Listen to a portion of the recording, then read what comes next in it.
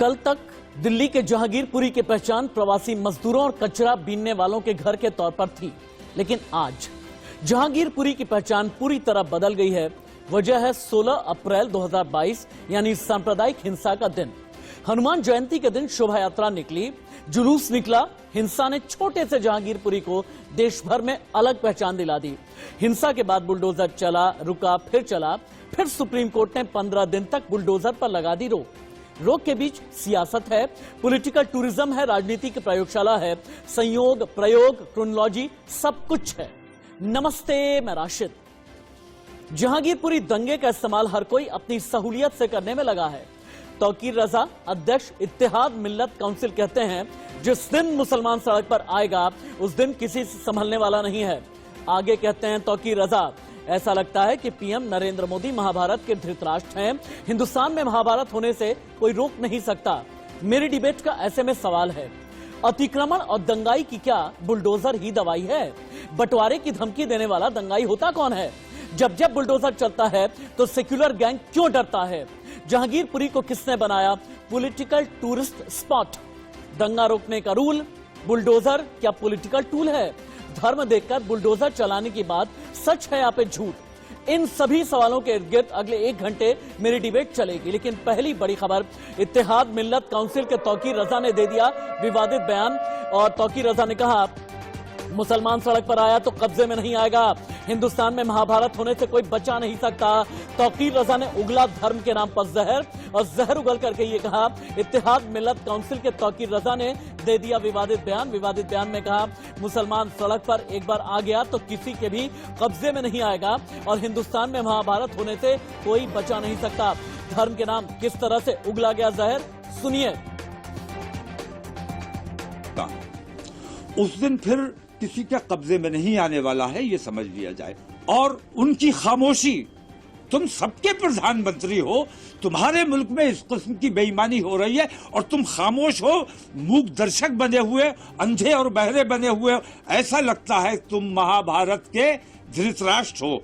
नरेंद्र मोदी धृतराष्ट्र की भूमिका से बाहर नहीं आए तो हिंदुस्तान में भी महाभारत होने से कोई बचा नहीं सकता। इस बीच बड़ी खबर आ रही है, जहांगीरपुरी में चप्पे चप्पे पर सुरक्षा सख्त कर दी गई है। हिंसा के बाद जुमे की पहली नमाज पर सिक्योरिटी टाइट की गई है। जुमे की नमाज को देखते हुए अलर्ट जारी किया गया है। बच्चों से ये कहा गया है कि जामा मस्जिद ना आए, और अपील जारी की गई है, बच्चे नमाज के लिए मस्जिद ना आए। जहांगीरपुरी से ये बिग ब्रेकिंग आ रही है। अगली बड़ी खबर तुरंत ही फ्लैश की जाए। अगली बड़ी खबर, जहांगीरपुरी में बुलडोजर एक्शन पर सियासत तेज। आज जहांगीरपुरी जाएगा समाजवादी पार्टी का डेलीगेशन, टीएमसी का भी डेलीगेशन पहुंचने वाला है जहांगीरपुरी। ड्रोन से की जा रही है चप्पे चप्पे की निगरानी। कितनी सियासत चल रही है, इंडिया न्यूज पर पॉलिटिकल रिएक्शंस लाइव।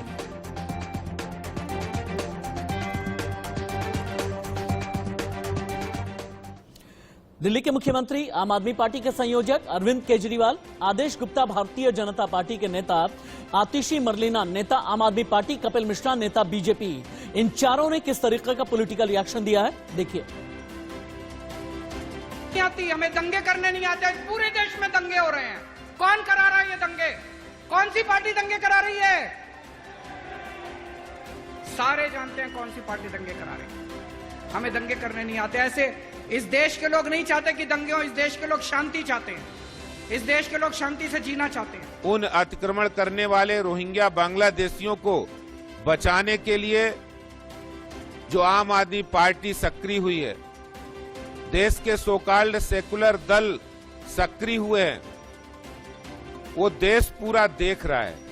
दंगाइयों की पार्टी आम आदमी पार्टी बन चुकी है। केजरीवाल साहब आगे बोले कि नहीं, हम तो सबसे बड़े रोहिंग्या बांग्लादेशी के भाई हैं, उनके दोस्त हैं। यूपी सरकार अगर उनको भगाएगी तो हम दिल्ली में उन्हें बसाएंगे और दामाद की तरह उनको जमीन भी देंगे। थोड़ी देर के बाद में मैं डिबेट ओपन करूंगा। भारतीय जनता पार्टी के नेता, कांग्रेस के नेता, मुस्लिम स्कॉलर, ये सब कुछ मेरे साथ में जुड़ने वाले हैं। लेकिन पहले जहांगीरपुरी का रुख कर लेते हैं जतिन गोस्वामी ज्यादा जानकारी के साथ जहांगीरपुरी से लाइव है। जतिन, समाजवादी पार्टी का डेलीगेशन, टीएमसी का डेलीगेशन, राजनीतिक दलों का अलग अलग प्रतिनिधि मंडल आज पहुंचने वाला है। क्या ये माना जाए कि जहांगीरपुरी में एक तरीके का पीपली लाइव नजर आ रहा है, यानी टूरिस्ट स्पॉट बना करके रख दिया गया है जहांगीरपुरी को।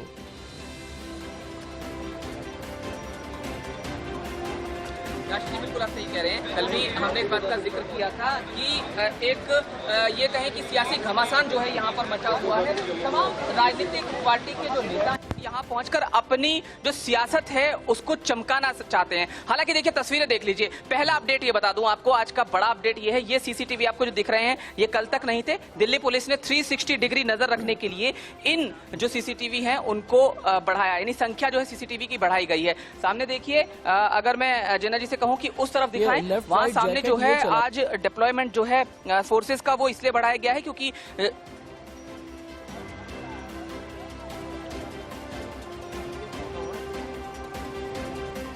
जतिन, अब तक आवाज आ रही है क्या? चलिए, जतिन से हमारा संपर्क टूट गया है। हम पैनल ओपन कर देते हैं। वीरेंद्र बब्बर, प्रवक्ता भारतीय जनता पार्टी, तहसीन पूनावाला पॉलिटिकल एनालिस्ट मेरे साथ में हैं, विजय कौशिक, नेता कांग्रेस, मित्रेश चतुर्वेदी, धर्मगुरु, मौलाना मुफ्ती मंजूर, मुस्लिम स्कॉलर, थोड़ी देर के बाद में जुड़ने वाले हैं। और इसके अलावा आम आदमी पार्टी के नेता प्रवक्ता ऋतुराज झा भी मेरे साथ में जुड़े हुए हैं।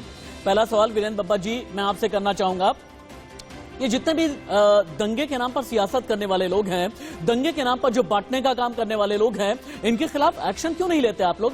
तौकीर रजा जैसे कहते हैं, जिस दिन मुसलमान सड़क पर आएगा उस दिन किसी से संभलने वाला नहीं। ऐसा लगता है पीएम मोदी महाभारत के धृतराष्ट्र हैं, हिंदुस्तान में महाभारत होने से कोई भी रोक नहीं सकता। इस तरीके के लोगों के खिलाफ सख्त एक्शन क्यों नहीं लेते आप लोग? इन्हें पहुंचाइए सलाखों के पीछे। देखिए राशिद भाई, आप समझते हैं, अच्छे से जानते हैं हम सब लोग, देश में संविधान है बाबा साहब अम्बेडकर जी का बनाया हुआ, जिसमें सबको समान अधिकार हैं। जिस व्यक्ति को जो कहना है वो खुले रूप से कह सकता है, और इसी बहाने ये लोग बाहर आ रहे हैं, निकल के इनके मन की भावनाएं बाहर आ रही हैं। आज सवाल हिंदू मुसलमान का नहीं है, आज सवाल हिंदुस्तान का है, हिंदुस्तान की एकता और अखंडता का है। हिंदुस्तान किस प्रकार से एक रहे उसका है। आप टाइमिंग देखिए, ये जो दंगे होते हैं, दंगों की अगर आप टाइमिंग देखेंगे आप तो कह रहे हैं हिंदुस्तान की एकता अखंडता की बात है, लेकिन कहने वाले अदालत में, सड़क पर, जहांगीरपुरी में वीरेंद्र बब्बर जी यही कहने में लगे हैं कि मुसलमानों के खिलाफ जुल्म किया जा रहा है, ज्यादती की जा रही है। विक्टिम कार्ड खेलते हैं, कहते हैं मुसलमान खतरे में है, कहते हैं इस्लाम खतरे में है, कहते हैं हमने मांगी शिक्षा, आपने दे दिया हिजाब, हमने मांगी नौकरी, आपने दे दिया जहांगीरपुरी, हमने कहा कि हमें भी विकास दे दीजिए, मुख्य धारा में लेकर आइए, लेकिन आपने उन्हें उठा करके दे दिया 3 तलाक। इस तरीके की बातें करने वाले लोगों के खिलाफ एक्शन लीजिए ना। अगर ये लोग देश का सोशल फैब्रिक, दिल्ली का सामाजिक ताना बाना तोड़ने की कोशिश में हैं, तो टेक एक्शन। सब कुछ आपके हाथ में है। सीबीआई आपके हाथ में, दिल्ली पुलिस आपके हाथ में, गृह मंत्रालय आपके हाथ में, ईडी आपके हाथ में, सीआईडी आपके हाथ में, विजिलेंस आपके हाथ में, इन्वेस्टिगेशन आपके हाथ में, लीजिए ना एक्शन। देखिए आप राशिद भाई, मेरी बात थोड़ी अधूरी रह गई थी। मैं आपके संज्ञान में विशेष रूप से जो बात लाना चाहता था कि दिल्ली दंगों की अगर हम बात करते हैं, तो मैंने आपको कहा एक बार टाइमिंग देखिए। विश्व समुदाय के सामने जिस प्रकार भारत की छवि को धूमिल करने का प्रयास लगातार टुकड़े टुकड़े गैंग करता रहा है, मैं आपके साथ ये साझा करना चाहता हूं, तो आपको समझ में आ जाएगा ये दंगे क्यों हुए। 25 जनवरी 2015 अमेरिका के तत्कालीन राष्ट्रपति बराक ओबामा आए थे दिल्ली के अंदर, तो आपको ध्यान में होगा उस समय चर्च तोड़ी गई, बाइबल जलाई गई। देश की एक हालात जो है, जिस प्रकार से देश को सामने एक्सपोज करने का इन्होंने प्रयास किया, जानबूझ करके किया। 25 फरवरी 2020 अमेरिका के राष्ट्रपति ट्रंप को आना था। आपको शाहीन बाग के दंगे याद होंगे, किस प्रकार से वो दंगे क्रिएट किए गए, हालात बिगाड़े गए, ताकि अंतरराष्ट्रीय स्तर के ऊपर भारत की छवि को धूमिल किया जाए। और अभी आप देख रहे हैं ब्रिटेन के प्रधानमंत्री आज भारत के दौरे पे हैं, और उनके आने से 2 दिन पहले हनुमान जन्मोत्सव के ऊपर प्री प्लानिंग तरीके से किस प्रकार से ये दंगे करवाए गए, किस प्रकार सीसीटीवी कैमरे की रिकॉर्डिंग को डिमोलिश किया गया, किस प्रकार वो कैमरे तोड़े गए, उनके कनेक्शन तोड़े गए। तहसीन पूनावाला, भारतीय जनता पार्टी के प्रवक्ता का यह कहना है कि टुकड़े टुकड़े गैंग टाइमिंग के हिसाब से भारत की छवि पर बट्टा लगाना चाहता है। यही वजह है कि 2015 में बराक ओबामा आए, उससे पहले दंगे किए गए। 2020 में जब डोनाल्ड ट्रंप को आना था, उससे पहले दिल्ली में दंगे किए गए। अब जब ब्रिटिश पीएम हैं दिल्ली में, उसके ठीक पहले लगभग 6 दिन पहले, 5 दिन पहले दंगे किए गए हैं। क्या टुकड़े टुकड़े गैंग कोई षड्यंत्र कर रहा है, और अगर कर रहा है तो टुकड़े टुकड़े गैंग में है कौन? तहसीन पूनावाला। टुकड़े टुकड़े गैंग बिल्कुल षड्यंत्र कर रहा है। टुकड़े टुकड़े गैंग के अध्यक्ष है अमित शाह जी। और मैं अपनी बात समाप्त कर दूं, मैं इंटरफेरेंस होगा, मैं शो छोड़ दूंगा, इसलिए मैं बहुत संक्षेप में बात करूंगा। मैं आपको बताता हूं, अगर जो बीजेपी के प्रवक्ता बब्बर साहब कह रहे हैं उसमें 1 मिनट के लिए सच्चाई मान ले, तो फिर ये अमित शाह जी को रिजाइन करना चाहिए, क्योंकि ये देश के सबसे कमजोर और क्लूलेस गृह मंत्री है, जिनके नाक के नीचे 2020 में दंगे हुए, 2022 में दंगे हुए, और चीन ने आक्रमण कर दिया, चीन ने हमारी जमीन ले ली, इसलिए क्योंकि Indian Tibetan border patrol force सीधे गृह मंत्रालय को रिपोर्ट करता है। तो अमित शाह जी तो सो रहे थे, तो उनको तो कुछ पता नहीं, इसलिए उनको रिजाइन करना चाहिए। लेकिन मैं एक चीज और कहते अपनी बात को समाप्त करना चाहता हूं। देश की सबसे बड़ी दंगाई पार्टी, मैं नहीं, येल यूनिवर्सिटी की स्टडी कहती है, यूनाइटेड नेशंस की रिपोर्ट कहती है भारतीय जनता पार्टी, और इनका टूल किट ये है। किसी भी सूबे में या राज्य में चुनाव के 1 साल पहले, आप देखो 2013 में जनरल इलेक्शन के पहले उत्तर प्रदेश, आप देखिए अभी कर्नाटका, राजस्थान, दिल्ली जहाँ पे चुनाव होने वाले, इसके पहले वेस्ट बंगाल, इसके पहले केरला, जहां पर भी चुनाव होते वहां पे दंगे होते। दंगे की दूसरी ओर, एक साइड पे हो सकता है सिख भाई हो, एक साइड हो सकता है लेफ्ट हो, एक साइड हो सकता है टीएमसी हो, लेकिन दूसरी ओर सारे देश में एक ही पार्टी होती है, वो है भारतीय जनता पार्टी। भारतीय जनता पार्टी का ये टूल किट है कि दंगे कराओ, सिंपैथी लो और इलेक्शन में जीतो, क्योंकि इनके पास विकास पे बात करने पे, इनके पास विकास पे बोलने के लिए कोई मुद्दा नहीं। मैं एक चीज अपनी बात समाप्त करता हूं, आपके दर्शकों को बताते हैं। आज बांग्लादेश का पर कैपिटा जीडीपी भारत से आगे है। जब मोदी जी प्रधानमंत्री बने, वो भारत से आधा था, वो आगे। ये कहते हैं बांग्लादेशी भारत में आए। आज भारत में तीसरा हाईएस्ट रेमिटेंस बांग्लादेश आता है, यानी कि अधिकतर भारतीय आज बांग्लादेश में काम करते हैं। ये नरेंद्र मोदी जी का फेलियर, और इस फेलियर को नहीं डिस्कस करने के लिए ये लोग दंगे कराते हैं। ये गुंडे हैं, दंगे। राशिद भाई, वीरेंद्र बाबा जी, तहसीन पूनावाला का ये कहना है कि अगर इतने दंगे हो रहे हैं तो फिर गृह मंत्री को इस्तीफा देना चाहिए। तहसीन पूनावाला का ये कहना है कि दंगों की टूलकिट आपके हाथ में होती है। तहसीन पूनावाला का ये कहना है कि अगर किसी राज्य में इलेक्शन होने वाले होते हैं 1 साल पहले, 1.5 साल पहले, आप लोग दंगे प्रायोजित कर देते हैं। जल्दी रिबट करें, बाकियों के पास जाना है मुझे। देखिए, मैं जिस प्रकार से राशिद भाई ने कहा इंटरप्ट नहीं करेंगे, मैंने इंटरप्ट नहीं किया, मुझे भी कोई इंटरप्ट नहीं किएगा, और मेरी रिक्वेस्ट है, मेरी बात पूरी होनी चाहिए। इन्होंने एकदम से सीधे आरोप लगा दिया आदरणीय तहसीन पूनावाला जी ने कि अमित शाह जी इसके जिम्मेदार बनते हैं, परंतु कैसे बनते हैं ये नहीं बता पाया। ये जीडीपी की तो बात कर रहे हैं, ये चाइना की भी बात कर रहे हैं, परंतु ये नहीं बताते कि इन दंगाइयों के पीछे हाथ किसका है, इन दंगाइयों के पीछे साथ किसका है। अफजल की फांसी रुकवाने के लिए, रात को 2 बजे कोर्ट खुलवाने के लिए कौन से लोग गए थे, ये नहीं बताएंगे आपको कि अहमदाबाद दंगों में 56 लोग मरे थे बम ब्लास्ट के अंदर, जिसके अंदर जो जमायते उलेमा हिंद जो जिनका केस लड़ रही थी, उनके वकील कौन है, ये भी नहीं बताएंगे। अभी हम दिल्ली पर फोकस रहेंगे, मौजूदा दौर में फोकस रहेंगे। अब आप सभी लोग मुझे इजाजत दीजिए कि मैं बाकियों के पास भी जाऊं, मुझे भी इजाजत दीजिए कि बाकियों के पास भी जाऊं। ऋतुराज झा, ये तो राशिद भाई पार्शियलिटी है, बाकी आप जैसा चाहे वैसा कर लीजिए, ये तो पार्शियलिटी है। ठीक है, अपनी बात पूरी कर लीजिए। ठीक है, अपनी बात पूरी कर लीजिए। पड़ेगा और आपको सुनाना भी चाहिए। मैं ये पूछ रहा हूँ, जो लोग उनकी वकालत करते हैं, जो सुप्रीम कोर्ट रात को 2 बजे खुलवाते हैं, वो कौन लोग हैं, वो कौन सी राजनीतिक पार्टी से संबंध रखते हैं? या दूसरों को बोलने का हक नहीं है, आपने अपना बात रख दी, बात खत्म। ठीक है, ऋतुराज झा के पास में चलते हैं। ठीक है, एक एक करके हर कोई बोलेगा। ऋतुराज झा, अब मैं ये समझना चाहता हूँ, अंसार के ऊपर कार्रवाई होती है, सब लोग बिल्कुल सड़क पर आते हैं, कहते हैं जुल्म हो गया। असलम के खिलाफ कार्रवाई होती है तो जुल्म हो जाता है। सलीम चिकना के खिलाफ कार्रवाई होती है तो जुल्म हो जाता है। मुसलमान की अगर दुकान के ऊपर बुलडोजर चले तो ज्यादती हो रही है। अगर मस्जिद के ऊपर बुलडोजर चले अवैध अतिक्रमण पर तो ज्यादती हो रही है। लेकिन रमन झा की दुकान पर चले तो ये ज्यादती नहीं है, गणेश गुप्ता की दुकान पर चले तो ये ज्यादती नहीं है। ये आखिरकार सियासत का दोहरापन क्या है, ये सियासत का पाखंड क्या है? Isn't it a hypocrisy? आपको एक बात समझना पड़ेगा कि 15 साल से नगर निगम में बीजेपी की सरकार है। पूरे दिल्ली में जगह जगह अतिक्रमण हो या इलीगल कंस्ट्रक्शन हो, इन लोगों ने पैसे खा खा के कराए।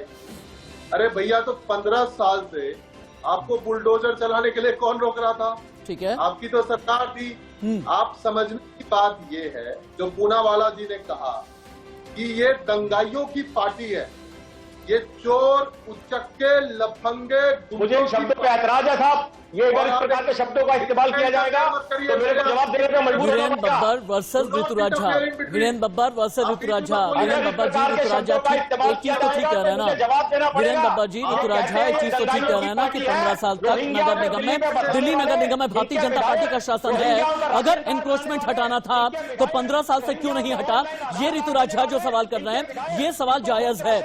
वीरेन बब्बर जी, इनको मुफ्त बिजली मुफ्त पानी देने वाले इनके विधायक और इनकी सरकार, और ये कहते हैं कि बीजेपी दंगाइयों की पार्टी है। इस तरह से डिबेट नहीं हो सकती है। Let me complete my words. आप तो भाई साहब अपने शब्दों को आपको ध्यान रखना पड़ेगा। अगर गलत शब्दों का इस्तेमाल किया जाएगा तो जवाब सुनने के लिए तैयार ऋतुराज झा जी पर्सनल अटैक मत कीजिए। ये दंगाई की पार्टी, दलवाई की पार्टी, उपद्रवी की पार्टी, इस तरह के शब्द का इस्तेमाल मेरे डिबेट में नहीं होना शब्दों का चयन चाहिए। किया, एक शब्द लगा हाँ दीजिए। ठीक है, अपनी बात पूरी करें। ऋतुराज झा अपनी बात करेंगे, ऋतुराज झा अपनी बात पूरी करेंगे पहले। आप क्या मुझे बोलने नहीं देंगे? मैं आपसे ये कह रहा हूं कि आप देखिए, मुख्यमंत्री अरविंद केजरीवाल जी के घर पे दर्जनों गुंडे अटैक करते हैं। अगले दिन भाजपा का प्रदेश अध्यक्ष उनको माला पहना करके उनकी आरती करता है, उनका स्वागत करता है। देश भर के अंदर में, जैसा पूनावाला जी ने कहा, 3400 दंगे करवाए इन्होंने, 3400 दंगे। जब से ये जो है तो हमारा गृह मंत्री बने अमित शाह, दिल्ली में 2 दंगे हो चुके हैं। मैं ये पूछना चाहता हूं, दिल्ली पुलिस आपकी, फौज आपकी, इंटेलिजेंस आपकी, विजिलेंस आपकी, लॉ एंड ऑर्डर की जिम्मेदारी आपकी, ये दंगे हो क्यों रहे? क्या आपकी हिम्मत नहीं है दंगे रोकने की? क्या आपकी वीरेन बब्बर जी जवाब देंगे, लेकिन उससे पहले मित्रेश चतुर्वेदी बीच में आना चाहते हैं। मित्रेश चतुर्वेदी बीच में आना चाहते हैं। मित्रेश जी पिछले 6 दिन में एक चीज मैंने खूब सुनी है। एक समुदाय ये कहता है कि इस्लाम खतरे में है और एक समुदाय ये कहता है कि सनातन धर्म खतरे में है। खतरे में कौन है, मैं ये जानना चाहता हूँ। क्या सनातन धर्म या इस्लाम इतना कमजोर है कि चंद बवालियों की वजह से खतरे में आ जाए? क्या सनातन धर्म वालों के खिलाफ षड्यंत्र करना इतना आसान है? मित्रेश जी। दरअसल राशिद भाई, इनमें 2-3 चीजों को समझना पड़ेगा। एक तो जैसा कि तौकीर रजा का बयान है, सबसे पहले उनको जवाब दे दूं, फिर मैं अपनी बात पे आऊंगा, थोड़ा सा समय लूंगा, पूरी बात आपको समझा दूंगा। एक तो तौकीर रजा को मैं जवाब देना चाहता हूं। आप महाभारत की धमकी और लड़ाई की धमकी और दंगे की धमकी देते हो, किस लिए? दंगाइयों को बचाने के लिए। आपको शर्म नहीं आती है? जिस देश में आप रोटी खाते हो, जो देश आपको खाने देता है, आप वहां लड़ाई की बात करते हो, महाभारत की बात करते हो, दंगे की बात करते हो, और किसके समर्थन में खड़े हो? किसके समर्थन में खड़े हो? जो व्यक्ति खुलेआम पिस्टल से और गोलियां चला रहा है निर्दोष लोगों पर, उसके समर्थन में खड़े होकर आप कहते हो देश को आग लगा देंगे, महाभारत कर देंगे। तुम्हें शर्म आनी चाहिए। और देखिए, आप देश को बांटने की और देश में महाभारत करने की बात मत करिए। मित्रेश जी उनके बारे में क्या कहेंगे? देश के गद्दारों को गोली मारो डैश डैश को। मैं बता रहा हूं, उस पर भी आऊंगा, उसके वहीं आ रहा हूं, केवल तौकीर रजा को जवाब देने के बाद में। देखिए, उस दिन शोभा यात्रा में क्या था? शोभा यात्रा में निर्दोष हिंदू और शोभा यात्रा निकाल रहे हैं और आप खुलेआम उन पर गोलियां चला रहे हैं, पत्थर चला रहे हैं, और उसके बाद उनके समर्थन में खड़े हो जाते हैं लोग। शर्म की बात यह है। अरे भाई, अगर किसी ने गलत किया है, चाहे वो हिंदू हो, मुसलमान हो, आपको तौकीर रजा आगे आकर कहना चाहिए ये व्यक्ति आतंकवादी है, वो कोई दंगा नहीं है। आप दंगा गलत बोल रहे हैं। ये घटना आतंकवादी घटना है। विजय कौशिक जी, दंगा तब होता है जब इधर से भी गोली चले और इधर से भी गोली चले। देश के कानून के साथ में हैं या हार्डकोर बदमाश के साथ में हैं? आप देश के संविधान के साथ में हैं या गैंगस्टर के साथ में हैं? आदेश गुप्ता भारतीय जनता पार्टी के दिल्ली अध्यक्ष का ये कहना है, एक गैंग है जो आरोपियों की संपत्तियां बचाने में जुटा है। ये वही गैंग है जो पिछले 60 साल से जाति धर्म के नाम पर लोगों को संरक्षण देने की कोशिश कर रहा है। ये कौन सा गैंग है जिसकी तरफ आदेश गुप्ता इशारा कर रहे हैं? देखिए, आदेश गुप्ता का मानसिक संतुलन कितना सही है ये मैं नहीं कह सकता, डॉक्टरी जांच के बाद ही पता चलेगा। जहां तक कांग्रेस की बात है, तो कांग्रेस पार्टी ये मानती है कि इस देश को संविधान के अनुसार ही चलाया जाना चाहिए। कुछ लोग कुछ पार्टियां अपनी निजी महत्वाकांक्षाओं के लिए अगर हिंदू मुस्लिमों को लड़ाएंगी तो निश्चित तौर पर इससे देश का विनाश होगा, विकास नहीं होगा। आज देश के सामने बेरोजगारी एक मुख्य मुद्दा है, देश के ऊपर विदेशी कर्ज कई गुना हो चुका है, विजय जी, देश में मुझे एक महंगाई जवाब चरम पर है, क्या हर आप तरफ उन लोगों हाहाकार के है। साथ मैं खड़े सर हैं? एक बात क्या चाहता हूँ, क्या बीच आप में उन ना लोगों बोलिए। के साथ खड़े हैं जो उस दंगे राशिद में भाई ने घायल चुप हुए? कराइए, नहीं, मुझे एक राशिद जवाब भाई दे ने चुप दीजिए। कराइए, मैं आप जवाब दे केवल रहा हूँ इसका भी। बुलडोजर जिनके घर पे चला उनके साथ खड़े दिखते हैं, लेकिन उनके साथ खड़े अरे नहीं भाई। दिखते जिनके बच्चे घायल हुए, जिन पर पत्थर अरे चले, भाई। जिन पर गोली चली। सुनो ना। क्या आप उनके घर गए? मुझे एक बात बता अच्छा, दीजिए। पहले मैं सुन तो आपके लो। साथ हो जाऊंगा। आप मुझे एक जवाब दे पहले दीजिए। सुन तो लो। आप एक जवाब दे दीजिए। क्या अरे आप उनके साथ मैं हैं बोल लूं? जिन पुलिसकर्मियों के पत्थर लगे, जिन पुलिसकर्मियों के चाकू लगे, क्या उनके साथ उनके घर गए? आप नहीं गए। आपके डेलीगेशन कहाँ जाएंगे? उनके घर जाएंगे जिनके वोट की राजनीति आप करते हो। अरे भाई, ये देश अब आपने कह हिंदू दिया, मुसलमान सबको मैं मिला के जवाब दे बनाए। दूं? अगर आप देश की बात करते मैं हो जवाब तो दे आपको दूं? उनके साथ भी खड़ा होना चाहिए जो उस दंगे में घायल हुए। अरे ज्यादा मत बोलिए, किसके साथ खड़ा होना, झूठ बोलते किसके हैं साथ नहीं खड़े होना। हम अरे इस आप देश झूठ के साथ बोलते खड़े, हैं। देश के आप संविधान के झूठ साथ खड़े, बोलते हैं। देश के हर ओके, नागरिक के साथ खड़े, तहसीन पूनावाला। हमारे हिंदू के साथ खड़े, तहसीन हमारे पूनावाला। मुस्लिम के साथ, हर सिख ये के साथ, डरा करके हर नैरेटिव इसाई के सेट साथ करने खड़े। की कोशिश कौन ये कर रहा आपका है चश्मा है कि मुसलमान खतरे में है? राशिद ये भाई ने तौकीर अपनी रजा बात जैसे कह दी, लोग, पूरी असदुद्दीन करूं। ओवैसी जैसे लोग, या नहीं, राशिद तथाकथित भाई ने अपनी ठेकेदार बात किस्म कह के दी। लोग क्यों डरा करके नैरेटिव सेट करने की कोशिश कर रहे राशिद भाई ने हैं? अपनी तहसीन बात कह दी, पूनावाला, करूं ये तहसीन भी पूनावाला करूं, बोलेंगे, करूं, तहसीन पूनावाला बोलेंगे। महाभारत करने की बात नहीं, करते हाँ, पहले मैं सारी अपनी आवाज बात नीचे, पूरी करूं। कोई आवाज नहीं जा रही है। मुझे दो तहसीन भाई चीज- आप बोलें। मैं अपनी बात पूरी थैंक यू करूं, राशिद, थैंक यू राशिद नहीं, जी। पूनावाला भाई, मैं एक बात कह रहा हूं, केवल एक बात पूरी कर दूं। इस देश में आजादी के बाद केवल एक पाकिस्तान था जिसके भी 2 टुकड़े कांग्रेस सरकार के समय में हो गए। आज भाजपा वाले कहते हैं कि इस देश में 50 मिनी पाकिस्तान बन चुके हैं, चाहे वो जहांगीरपुरी हो, चाहे विजय जी वो अपनी बात पूरी हो गई, मेवात का आपकी बात क्षेत्र पूरी हो हो। गई। अब ये तहसीन सरकार पूनावाला बोल रहे हैं, एक बात हिंदू सुन लेते मुस्लिम हैं। दंगे तहसीन कराना पूनावाला चाहती है, बोलेंगे, सुन लेते हैं, उसके जन बाद समस्याओं से ध्यान धीरेन्द्र हटाना बाबा जी आपसे चाहती कई है। सवाल होंगे। तहसीन पूनावाला बोलेंगे, बोलिए।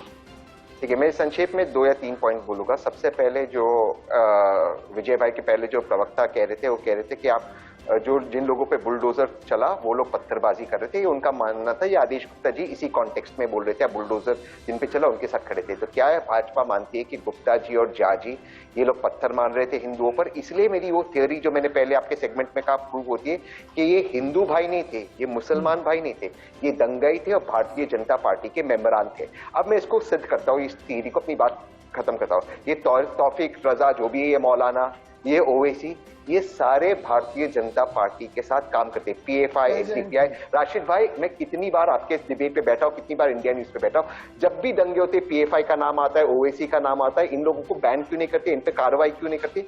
मैं आपके दर्शकों को एक उदाहरण देते अपनी बात समाप्त करूंगा। आप लोगों को याद होगा, ओवैसी कांग्रेस के साथ गठबंधन में था, मनमोहन सिंह जी प्रधानमंत्री थे और आंध्र प्रदेश में कांग्रेस की सरकार थी। ओवैसी बंधुओं ने हमारी देवी देवताओं के बारे में अभद्र शब्दों का प्रयोग किया। मनमोहन सिंह और उस वक्त के मुख्यमंत्री ने उनको जेल में डाला, माफी मांगनी पड़ी, गठबंधन तोड़ा।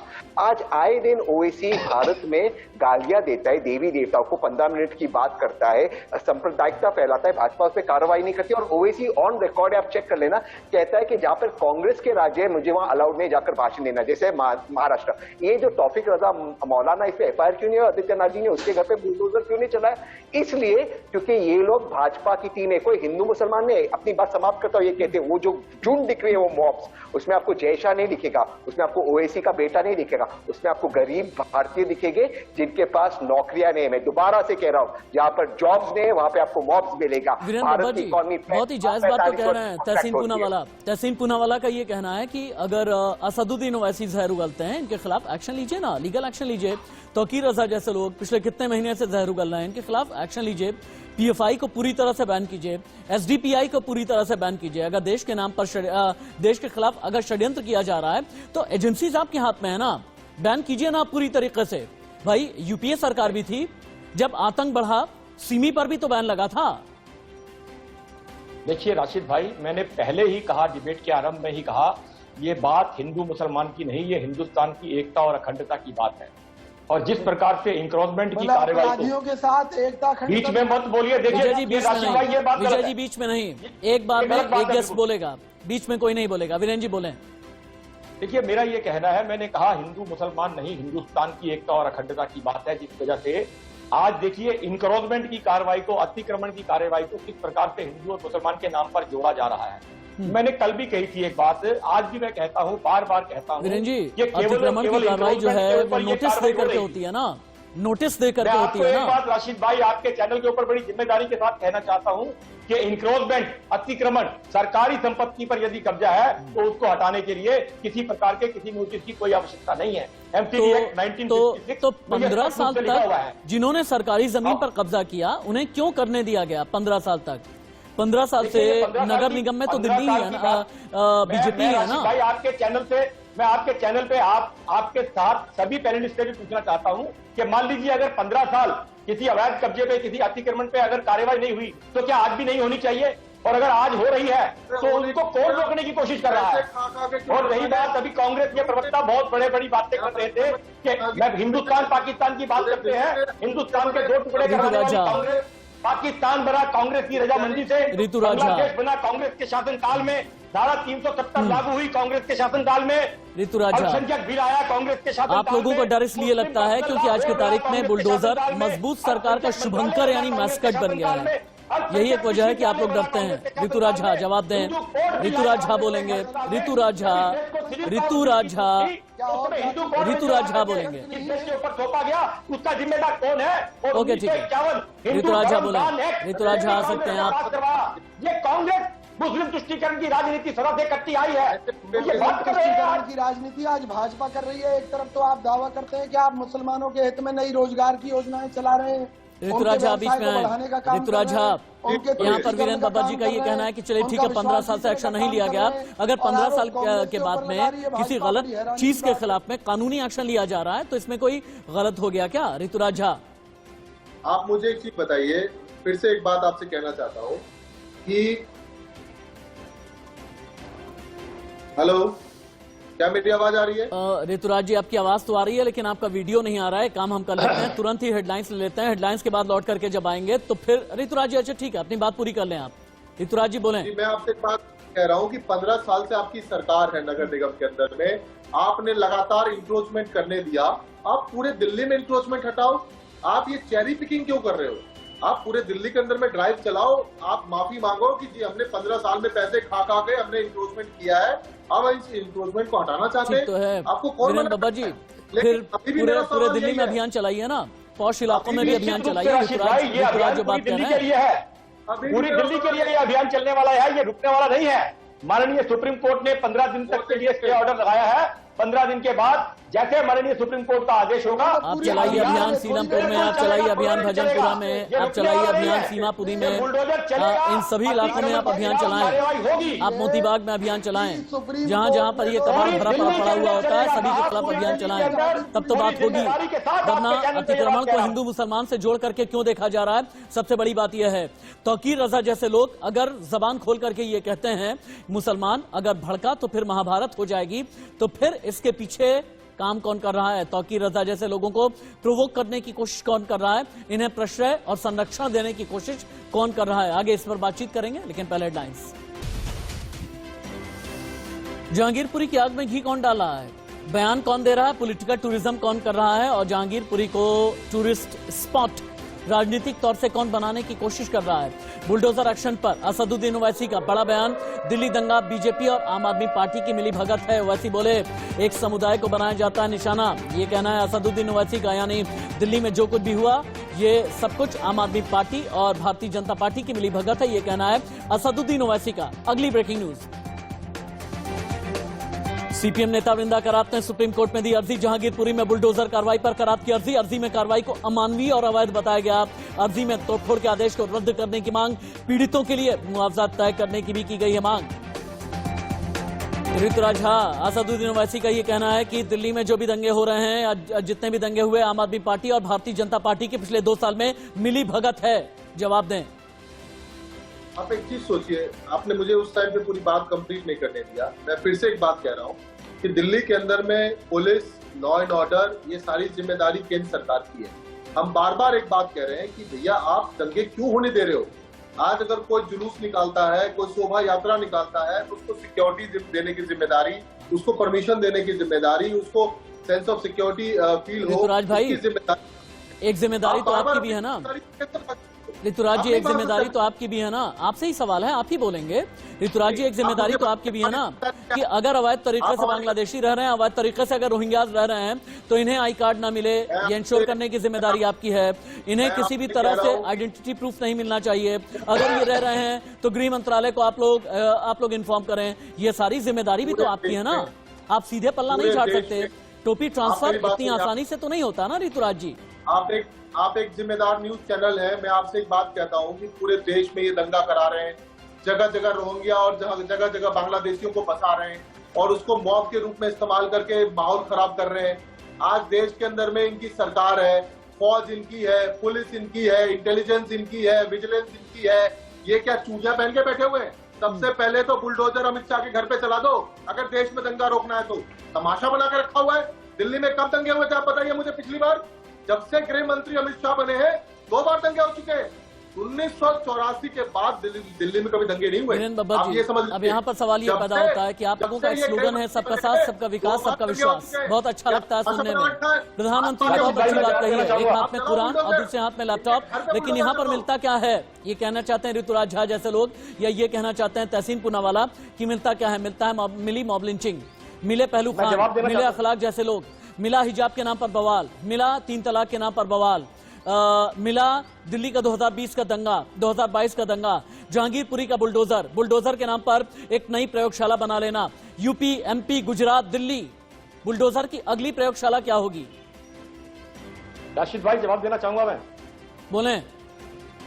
देखिए राशिद भाई, जिस प्रकार से अभी माननीय आम आदमी पार्टी के प्रवक्ता ने जो आरोप लगाए और जिस प्रकार की भाषा का इस्तेमाल किया, हमारे संस्कार अलाउ नहीं करते कि हम इस प्रकार की भाषा का इस्तेमाल करें। आपके संस्कार निश्चित रूप से मैं ये बताना चाहता हूँ, आप अपने संस्कार की बात कम नहीं करो। बीच में मत बोलिए साहब, मैं आपके बीच में बोला, यही आपका संस्कार है, यही आपकी गुंडागर्दी है। बीजेपी को गुंडे वाली पार्टी कहते हो। पिछले 7 सालों से दिल्ली के अंदर आपकी सरकार है। मैं जिम्मेदार चैनल के ऊपर पूरी जिम्मेदारी के साथ कहता हूँ कि आपके राज के अंदर दिल्ली में 2 बार दंगे हुए। आपकी सरकार आने के बाद दिल्ली में 2 बार दंगे हुए। रोहिंग्या को बसाएंगे आप, उनको राशन कार्ड देंगे आप, उनका आधार कार्ड बनाएंगे आप, उनको मुफ्त राशन देंगे आप, उनको मुफ्त बिजली देंगे आप, उनको मौलवियों का तनख्वाह देंगे आप, उनके मुफ्त में बिजली देंगे मस्जिदों को आप, और बात करते हैं कि दिल्ली के अंदर दंगे क्यों रहे हैं? दिल्ली के अंदर आपकी सरकार है। अरे आप ही के लोग थे ना जो पंजाब में जाकर के आतंकवादियों के घर रात को रहे थे। आप ही के लोग थे जिन्होंने चैनल पर माना कि पीएफआई से हमने पैसे लिए हैं। आप ही के लोग थे जो खुलेआम समर्थन करते हैं देश विरोधी तत्वों का, और आप बात करते हैं कि दिल्ली के अंदर, अरे ये तो दिल्ली के अंदर लोकतंत्र है, देश में लोकतंत्र है। अपने गिरफ्तार में झांको, पहले अपने आप को देखो, उसके बाद आरोप लगाओ। तहसीन पूनावाला, क्या कोई है जो बार बार जहांगीरपुरी की आग में घी डालने का काम कर रहा है? तहसीन बुलडोजर चलेगा देश विरोधी तत्वों को संरक्षण देने वालों पर। तहसीन पूनावाला, क्या कोई आग में घी डालने का काम कर रहा है? क्या कोई ये चाहता है कि नहीं दंगे के नाम पर सियासत होती रहे, दंगे के नाम पर गर्मी बनी रहे, बुलडोजर के नाम पर सियासत होती रहे, बांग्लादेशियों के नाम पर, रोहिंग्या के नाम पर, दिल्ली के नाम पर, सोशल फैब्रिक के नाम पर, अतिक्रमण हटाने के नाम पर? क्या इस मुद्दे को सियासी तौर पर कोई जिंदा रखना चाहता है? अगर कोई जिंदा रखना चाहता है तहसीन, तो हित किसका है, फायदा किसका है? तहसीन जी, अगर आप जी, मैं आपके दर्शकों के सामने तथ्य रखूंगा, 3 से 4 तथ्य रखूंगा, आपके दर्शक सच और झूठ समझ जाएगी। सबसे पहले बार बार भारतीय जनता पार्टी के प्रवक्ता रोहिंग्या की बात कर रहे हैं। माननीय सुप्रीम कोर्ट में रोहिंग्या पे स्टैंड लेते हुए अटॉर्नी जनरल ऑफ इंडिया और solicitor general of India Tushar Mehta ji ने ये कहा कि रोहिंग्याज यूनाइटेड नेशन प्रोग्राम के तहत आए थे और ये केंद्र सरकार की जिम्मेदारी है कि उनको बसाए।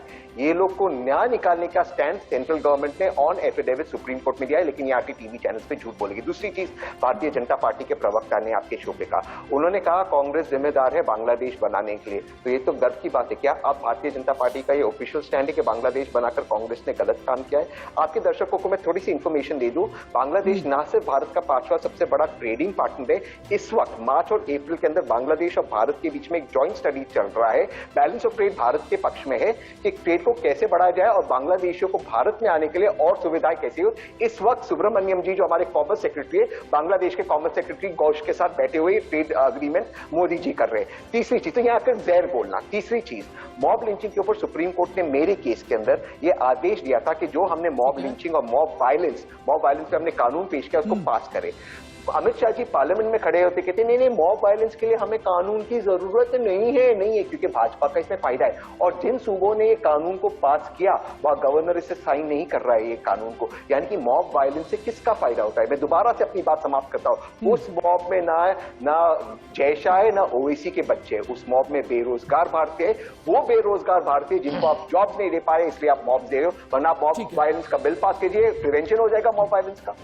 ठीक है मित्रेश चतुर्वेदी जी, जो माहौल तौकी रजा जैसे बना रहे हैं या जो माहौल मदनी जैसे लोग बना रहे हैं, ये तो एक समुदाय के खिलाफ ही काम कर रहे हैं, ये तो तय है, अपने ही समुदाय के खिलाफ काम कर रहे हैं। लेकिन वो लोग जो ये कहते हैं कि जो फलाहित की बात करेगा वही देश पर राज करेगा, या वो लोग जो ये कहते हैं कि सनातन परंपरा के जितने ध्वजवाहक होंगे यही भारत में होंगे, बाकी जितने हैं पाकिस्तान चले जाएं, अफगानिस्तान चले जाएं, या वो लोग जो ये कहते हैं अखंड भारत जहां पर रहेगा वहां पर एक ही समुदाय की बात होगी, ये सब कुछ कह करके भी आपको लगता नहीं कि हिंदू हित के खिलाफ ही काम किया जाता है?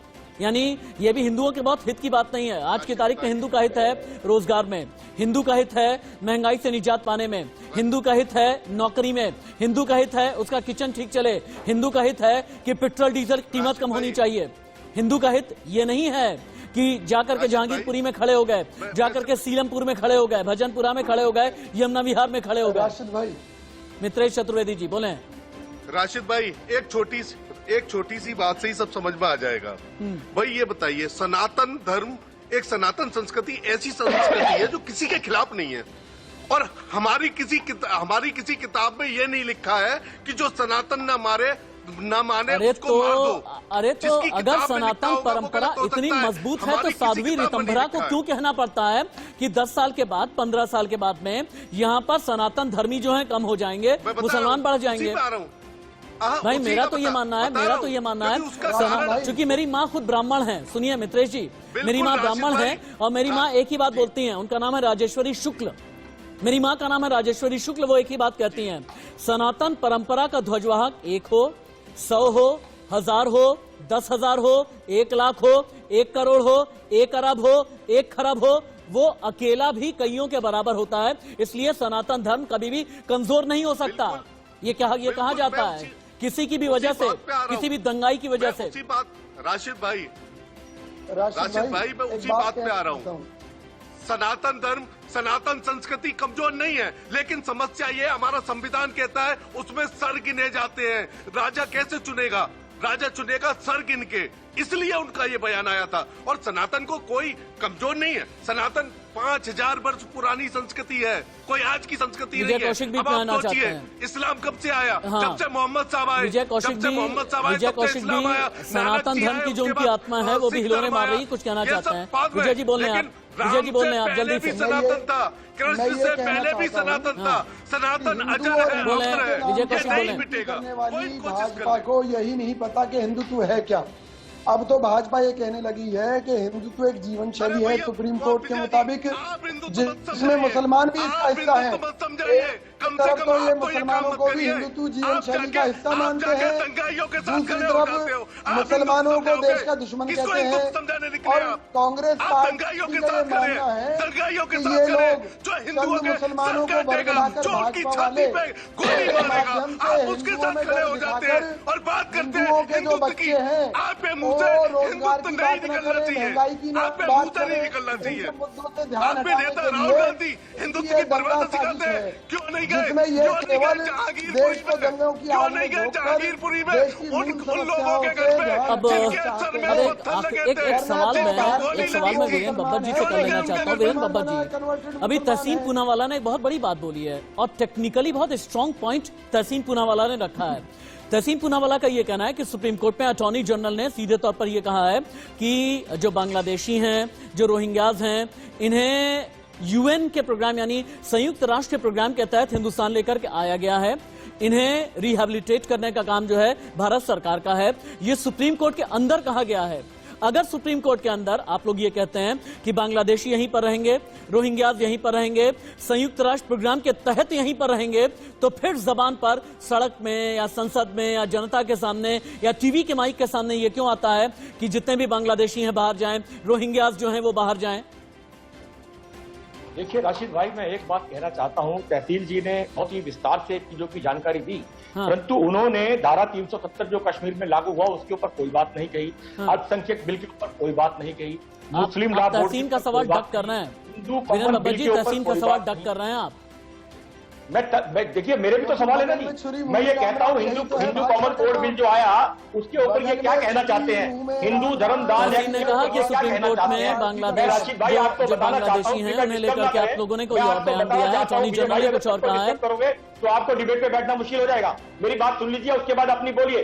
देखिए तहसील भाई, ये जो हिंदू धर्म दान एक्ट जो इस देश के अंदर लागू है, इसके अंदर आपको पता है पूरी दुनिया में केवल हिंदुस्तान एक ऐसा देश है जहां पर हिंदुओं के मंदिरों के ऊपर पूरी तरह से राज्य सरकारों का कंट्रोल है। उनके पास जितने भी पैसे चढ़ावे में आते हैं वो सब पैसे राज्य सरकारें ले जाती हैं। केवल हिंदुओं के धर्म के ऊपर मौलवियों को यहाँ तनख्वाह दी जाती है, मंदिर के पुजारियों के लिए कुछ नहीं है, इसके ऊपर कुछ नहीं बोले मेरे भाई आदरणीय। मौलवी को मिलती है तनख्वाह, मंदिर के पुजारी के लिए कुछ नहीं। फिर से बात वही आ जाती है, हिंदू मुसलमान। बहुत शुक्रिया वीरेंद्र बब्बर जी। इसके अलावा तहसीन पूनावाला थे, ऋतुराज झा, विजय कौशिक जी, मित्रेश जी, बहुत बहुत शुक्रिया आपका मेरे डिबेट में पार्टिसिपेट करने के लिए। लेकिन अंत में इतना ही कहना चाहूंगा मैं, दंगाई दंगाई होता है, बलवाई का कोई धर्म नहीं होता, गैंगस्टर का कोई धर्म नहीं होता, अंसार जैसे लोग जो षड्यंत्रकारी रहे हैं इनका भी कोई धर्म नहीं होता। और अगर कहीं पर हिंसा हो रही है, कहीं पर दंगा हो रहा है, तो इसे धर्म के साथ जोड़ करके ना देखा जाए, इसे आपराधिक प्रवृत्ति के साथ जोड़ करके देखा जाए, तभी सॉल्यूशन मिल सकेगा। यही अंत में हमारी डिबेट का एक क्रक्स है।